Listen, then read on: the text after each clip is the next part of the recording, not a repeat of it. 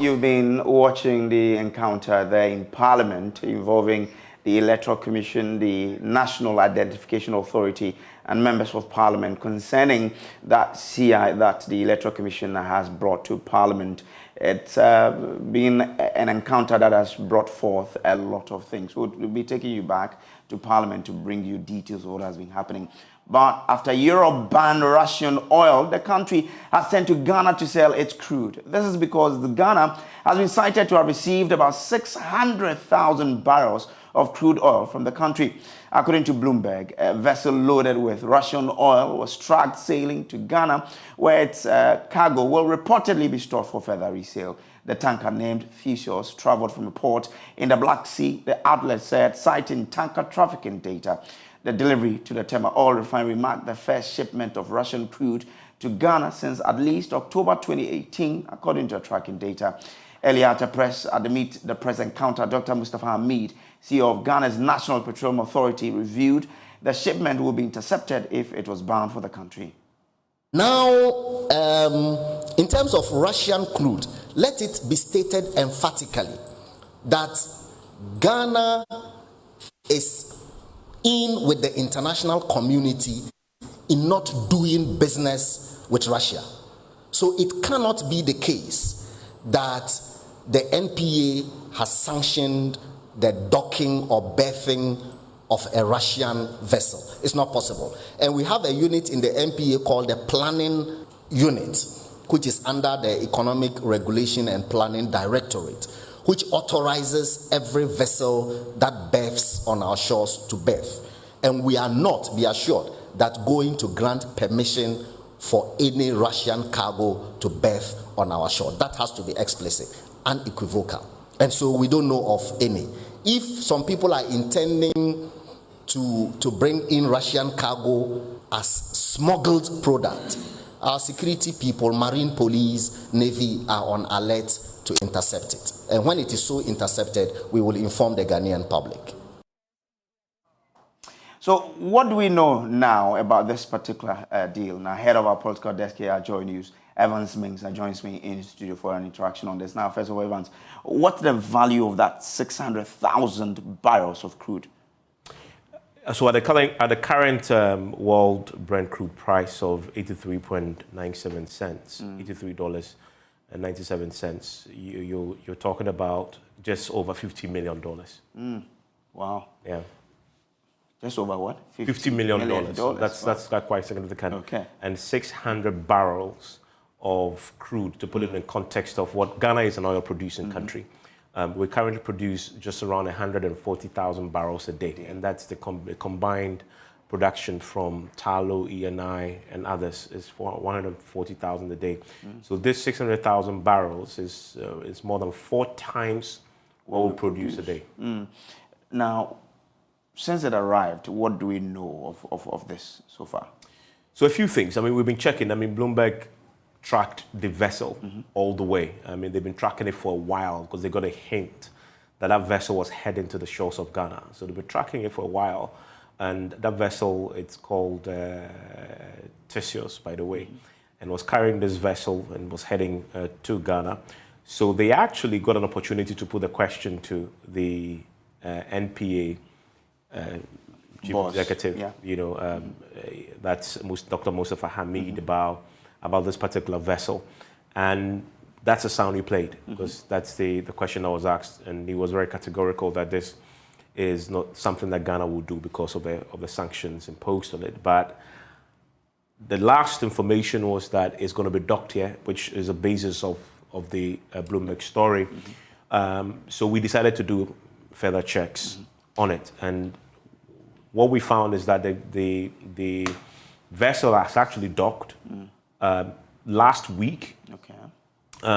Last week, Friday, docked at the Tema port. And its content, the 600,000 barrels of crude, was meant for storage at the Tema oil refinery.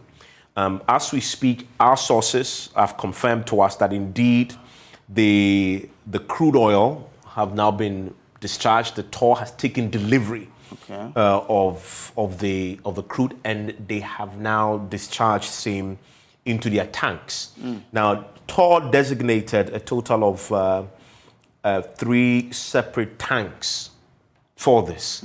Tank 51, 54, and 71. Okay. Now, as of last week, the notice came to the TOR staff responsible for, taking delivery of crude when it arrives, and they were given directions as to what to do. So they were dividing the crude into bits for the various tanks. 6,500 metric cubic meters of the crude oil was used to displace the pipeline content of water, okay, and a mixture of crude oil into the G51 tank. And because the pipes sometimes have stuff in it already, so they have to flush it out. Yeah. And they also were given instructions then to receive 15,000 metric tons of crude oil into tank 54, okay, G54, and then G71 use the ullage of about 65,000 metric tons that will now receive the rest of the cargo.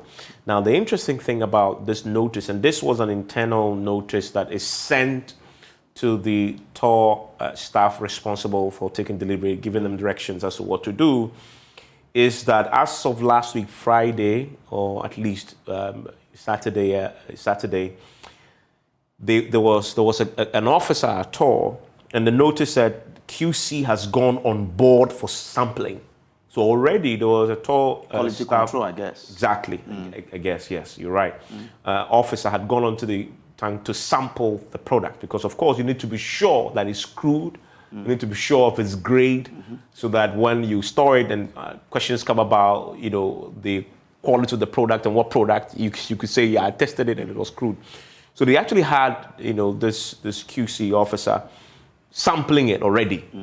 But the important point to note is that as of the time this notice came, it came with a note. Okay. Quote, please, we didn't have the information early, and that is why we didn't discuss it at the production meeting, which presumes that there was a production meeting that day that would have addressed everything else coming in, everything else going out, and would have taken a brief for the day, but this was left out. And this came in last minute. Okay. And quickly the TOR officers, staff had to work on it.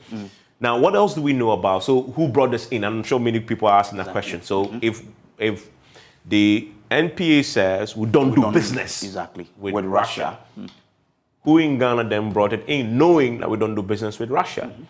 Well, we found a privately owned refinery in the Greater Accra region, and that refinery brought that in. They procured the 6,000 barrels of crude into Ghana. 600,000, pardon me, barrels of crude into the country. Subsequently, we've established that they have a standing contract with TOR, using TOR's facility as a tank farm to store their crude each time it comes in. This is a small refinery. Okay. TOR is bigger, right? And the understanding is that it would take more than 4 months to refine the 600,000. So that's quite a lot for their size. We dug a bit into this company, who owns it, who runs it. And if you look at the management, a lot of them, in fact, almost all of them with the exception of one, they have Eastern European names. I say Eastern European advisedly because I don't want to say they're Russians, because they bear names that appear to be Russian, but they may possibly come from Ukraine or any of the Eastern European countries. So, but that's their origin. But they've been here since 2014. I mean, doing business in Ghana and set up and refining products, in Ghana. So that's what we know as of tonight. Interesting. Now, we understand that Europe and America have banned Russian oil. Yeah. We, as a country, are also part of the UN, and that took a resolution that we want to compel Russia to stop what's happening in Ukraine. Yeah. What then does it mean for Ghana to accept this, even though it's a private entity that's bringing this in?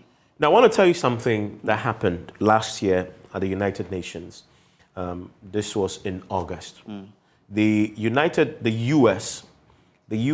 Chief diplomat to the United Nations had a warning, and this was captured by the Associated Press news agency. And the warning from the U.S. as at the time, this was just last year in August, was that African nations were free to buy grain from Russia, but could face sanctions if they trade in U.S. sanctioned commodities. Now, the number one on that sanctioned commodities list is oil. And this was directed to African countries, right? And I want to quote the U.S. chief diplomat at the UN who was making the point, and this is Linda Thomas Greenfield. She says, countries, quote, countries can buy Russian agricultural products, including fertilizer and wheat, right? If a country decides to engage with Russia where there are sanctions, then they are breaking those sanctions. We caution countries not to break those sanctions because then they stand the chance of having actions taken against them. You know, she clarified.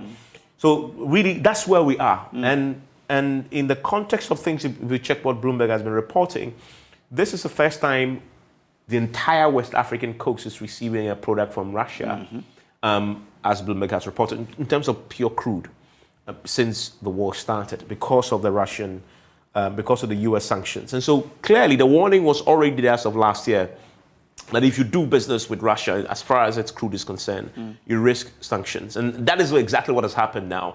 The official word from MPA is that we don't do business with Russia. So there are a few questions that come up tonight.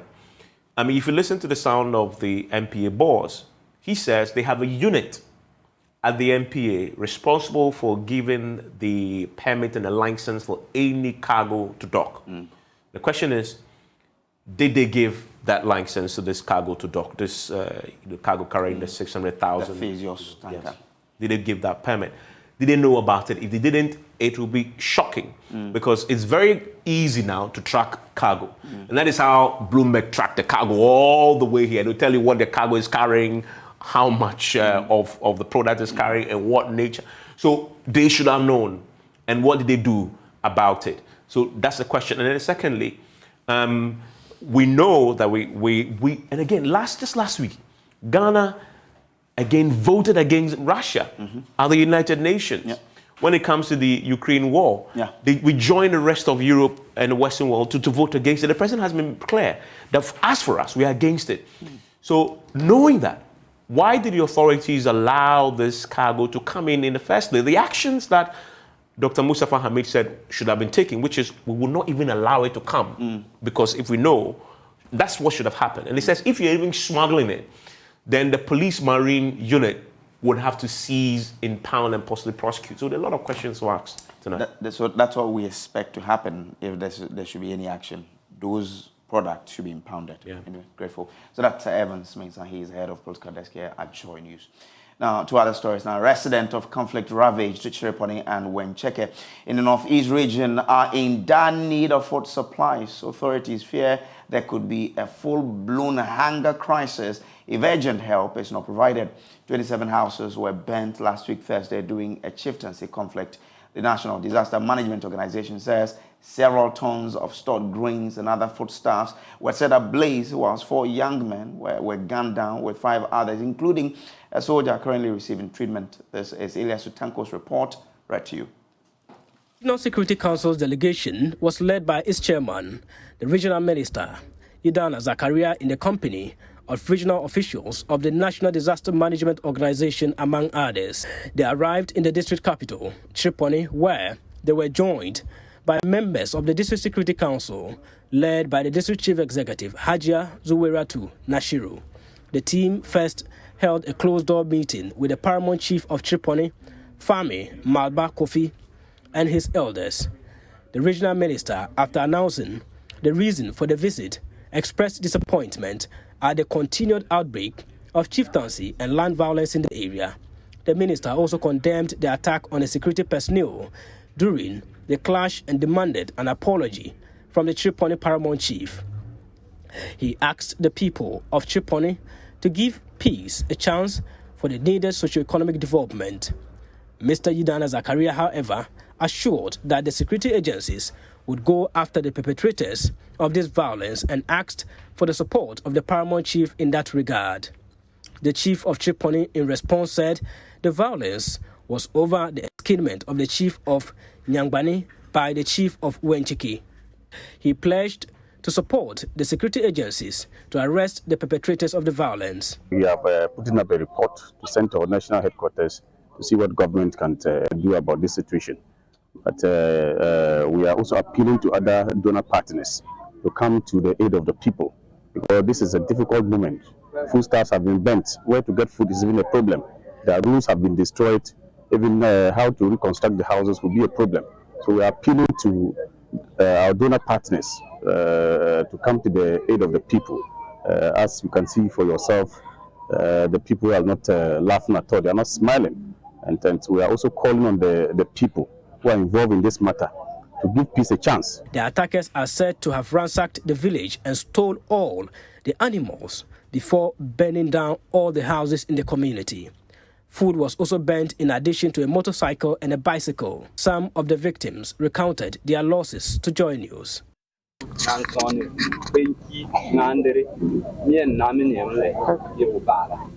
There's building, the structure is about collapse. Second, things like soya beans, maize, granite, yam has all been wrecked. The donkey carts, motorcycles, bicycles, all been burnt. And even the lady, the pencils that the women using to connect falls out. There's nothing left for them in the house. So the household lost some amount of money. Like a tractor was sold some time ago, the money was taken, and money that was given to her to also do some. They go run and buy foodstuffs. People give them money to go and buy foodstuffs. They are running, and all those monies were left behind. From the Sakwa community, the team moved to Wenchiki, the community where the violence started before spilling over to the nearby communities. Here, according to NADMO, 27 houses, 14 market stores, in addition to 6 motorbikes and 12 pavilions were burnt. About 358 persons are also said to have been displaced here. This is also where the 4 people were killed and 5 others injured. Many of those who fled were yet to return. Many of those who fled were yet to return to the village. After visiting the destroyed property, the team ended the visit with the meeting at the chief of Wenchiki's palace. The chief of Wenchiki, in his response, complained to the regional minister about the arrest of his sympathizers and supporters and appealed for their immediate release. He also pledged to assist the security agencies in the discharge of their mandates of restoring peace, law, and order. I also supported the minister whose arrested should be punished. Should give them chance at all. They've been doing it. And how they shot the police. They say, yeah, if I would be there, I will burn the whole house. And that will happen. Kill the person himself. And that man should be punished. So that the rest, when they get to the house, they will learn what to do. Iliasu, Tanko's report, read to you.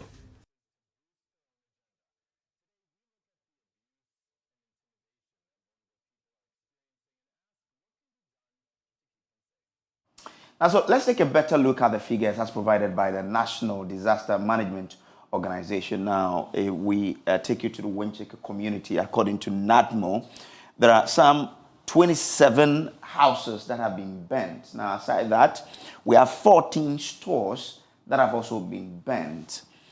Number of motorcycles affected by this conflict, 3. Again, 3 tricycles have been burnt in this conflict. We also have 3 number of shades that have also been affected. Now, for people who have been affected by this conflict, according to NADMO, we have 358 persons who have been affected by this conflict in the Wenchiki community in the Chereponi district. Now, so these are the numbers that have been provided by the National Disaster Management Organization. Now, let's take you to the Sako community. Now, there too, we understand, according to NADMO, that there are 10 burnt houses.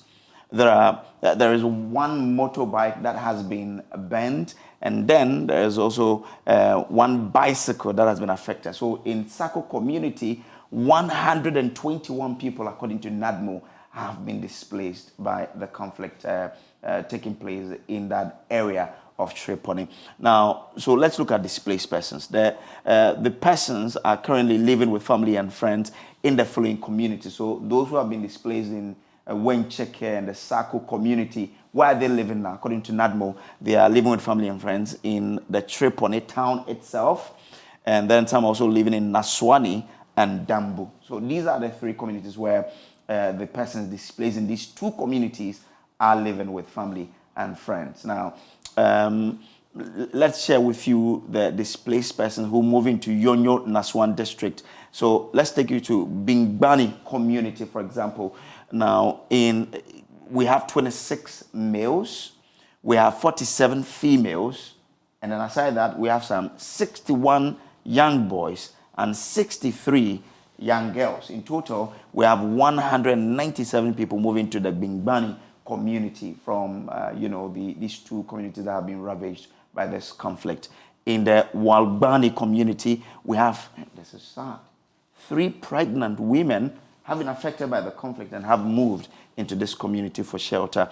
Grand total of persons displaced, we have 200 people who have been, affected by this particular conflict. Now, number of deaths recorded. So we understand that there are some 4 people who unfortunately have lost their lives to this particular conflict. But who are they? We understand that Yusuf Abdullah Moniru, Amidu Abdul Azazi, and Amidu Abdul Somed. So these are the 4 persons who unfortunately have lost their lives to this particular conflict there. Now, let's share with you details of the properties that have been destroyed in this conflict. Now, when you take a community like Janga, where there's a fuel station, you're looking at 15 persons that have been affected. Now, number of rooms affected at this particular fuel station: 1 office, properties, motorbikes, fuel drums, TV, and others. Monies involved were 40,000 that has been lost to this particular conflict from this fuel station in Janga. When we take you to Periga, we have 18 persons who have been affected according to NADMO. 2 rooms have been affected in this Periga community. Cloth, books, TVs, and others have also been affected in terms of monetary or monies that were lost to this particular conflict in this community. 29,000 Ghana cedis lost to the conflict in Periga. When you go to Wale Wale, Nayiri Fong, there we have 32 people who've been affected, 21 rooms affected. We have foodstuffs, flat TVs, decoders, leafy, and other things that have been lost to this conflict. In monetary terms, or monies that have been lost, 32,070 Ghana cedis. Now, let me take you to Wale Wale Kugwa Zugu community. There we have 4 persons who've been affected. We have 1 room that has been affected. Properties in there that were affected, we have fridge, TV, cloth, and others. Monetary terms, 15,000 Ghana cedis has been lost from this Wale Wale Kugwa Zugu community. In total, we have 69 persons affected by this conflict, 29 number of rooms affected, and for money total, we have 116,070 cedis. So these are the data as provided by the National Disaster Management Organization. Now, wherever you are in Ghana, if you need information from the police, where you are, there's a possibility that you won't get it. This is because across the country, police spokespersons and commands have been asked to shut up. Police communication from every corner of the country has been centralized in Accra, a situation that makes it difficult for journalists and the public to get information. There is worry the situation may give rise to undue speculation about happenings in the country. Joy News editor Fifi Kumson examines how the situation is affecting information flow to the public. The media has a big responsibility to, among others, educate and inform. But the new police media blackout in the regions and districts of the country, following the assumption of office of IGP George Akufu-Dampare, threatens this mandate. This has a very serious potential on giving room for speculations and misinformation. Whenever a story breaks anywhere in the country, the police in those jurisdictions would direct journalists to the Central Police Communications Center here in Accra for comment. And on many occasions, when the journalists do, they get no answers. Almost every one of these newsmen and women has a story about how this decision by the police is affecting their work in the relay of information to Ghanaians. Recently, there was a criminal case in one of our neighboring towns, Okrasi, and my outfit tried to authenticate and get facts and some clarification from our regional police command. Sadly enough, we were told to contact the national headquarters. But how can one central communication center handle requests from 16 regions and 216 districts, municipalities, and metropolitan assemblies? Why would the police shut its commanders in the regions app, the people who have first-hand information, and rather rely on communication officers who only have secondary data? Whether he thinks that his public relations officers in the regions or the district commanders or the divisional commanders are not competent enough to handle communication. Even if that is the case, I think that there should be a systematic approach to train them in handling PR at the local level. Following the recent outbreak of violence in Boko, for example, police in the Upper East region could not speak, and it was difficult getting information from Accra. Different kinds of information was going round, and the police PRO kept saying that he did not have information for me. If we needed the information at the time that he didn't have it, then he was suggesting that we should talk to Public Affairs Directorate in Accra in order to get information, which for me is a bit ridiculous, because I cannot be here in Bolga in the Upper East region when something is happening, and then I need to go to Accra, nearly 900 kilometers away, in order to be able to get information to bring to the general public. GGA President Albert Kwabena Jomfo in September last year called for a change. According to Mr. Jomfo, depriving the media information in real time is a matter of serious concern to the association. Starving the media of information in a decentralized system using centralization tactics is impeding the work of the media as far as information dissemination is concerned. IGP should look at it again and look at areas where he has to relax it. He does that to pave way for us to be able to have credible dissemination of information. So it makes the work very difficult, and in times like this, people who don't have the patience to wait until they can get information from the police may just report information that is not accurate. And when that happens, we are only misinforming the general public and probably even creating a more serious security problem in Boko. the police media blackout in the regions and districts of the country is counter-democracy.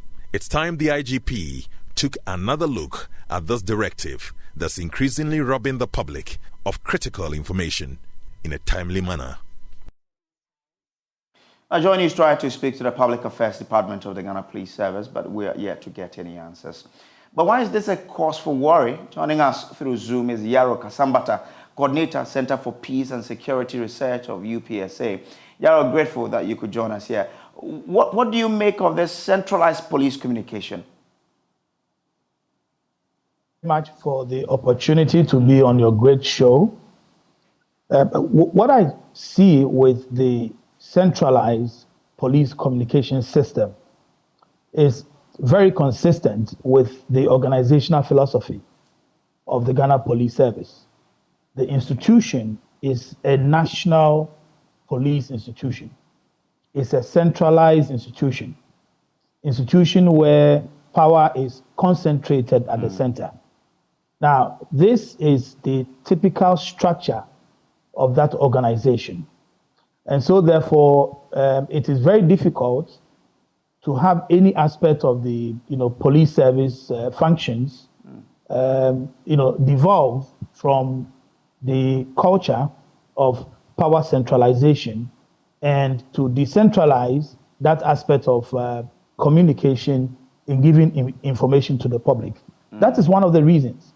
Now, the other reason is because police organizations everywhere around the world are very slow in giving information to the general public. Now, what we saw in your videos with the foreign, police is a bit fluid in those foreign countries for two reasons. One, they are decentralized police institutions. Now, decentralized meaning the function of law enforcement is not centered at the center. It's not the government's sole responsibility to provide, law enforcement functions to the people. The state, the county, and then the metropolis, municipal. These are the forms and levels of police structure they have. They are small, they are nimble. It means that they can adapt to change quickly. They are fluid.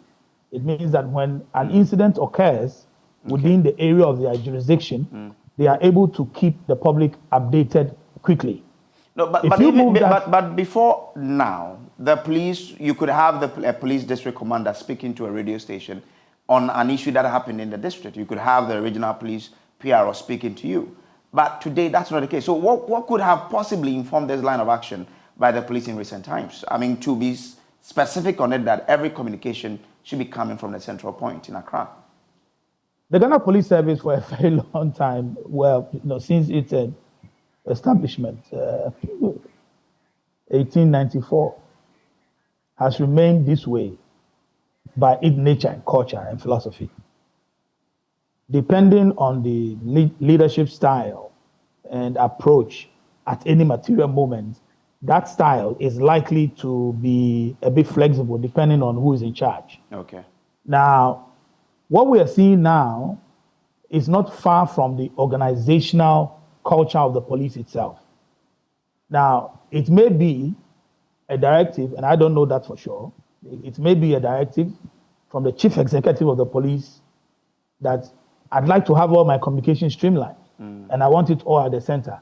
Until you get clearance, you cannot speak on matters, relating to X, Y, Z. Okay. Now, going through that chain to get clearance is very bureaucratic, and any officer who has received that directive is going to make sure that he gets express directive that I can speak on this matter, I cannot speak on this matter. Even on the matter you can speak, you can go this far in giving the information, and these are the information you are allowed to give.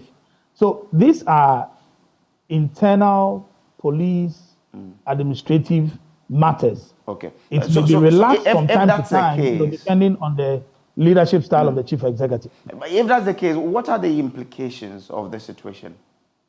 Well, the implication is, three reasons. One, you are going to have a situation where journalists, like yourselves, motivated by your functional imperative to inform the public, are deprived of information.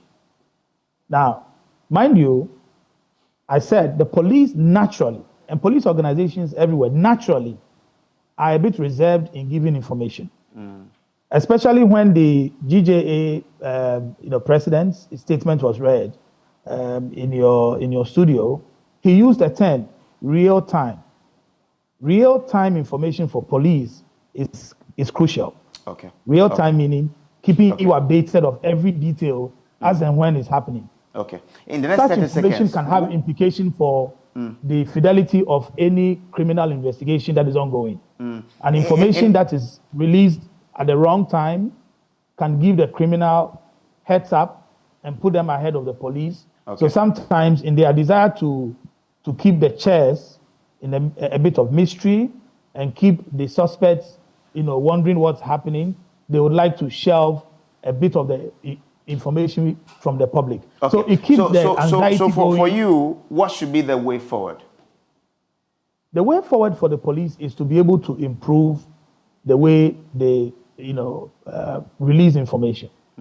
Centralization is okay because we cannot advocate a change in that structure overnight. Okay. Because it is happening in the UK, may not be ideal to apply same here.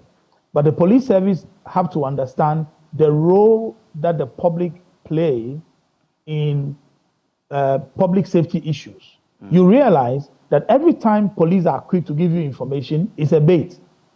It's because maybe an investigation has gone dry, they need leads, they don't have witnesses, they don't have new leads to follow, so they throw in the information to the public, they invite the media to keep the story running, so that perhaps it will jolt somebody's memory about something about the case. If it is not serving the police interest in furthering an investigation, the police will not be naturally motivated, to give information. On public safety issues, the police have to be up to date in keeping the public informed on how they can remain safe. Yara, I'm grateful to you. Like the Boku crisis. I'm grateful to you for joining us here on Joy News Prime. You're still watching Joy News Prime. We'll take a quick break. We'll be back with more. Stay with us.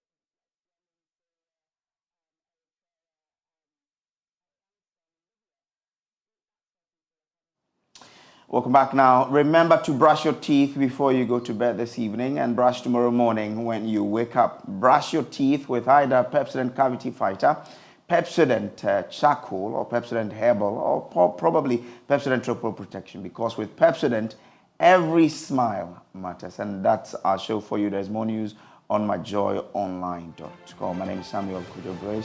Good evening.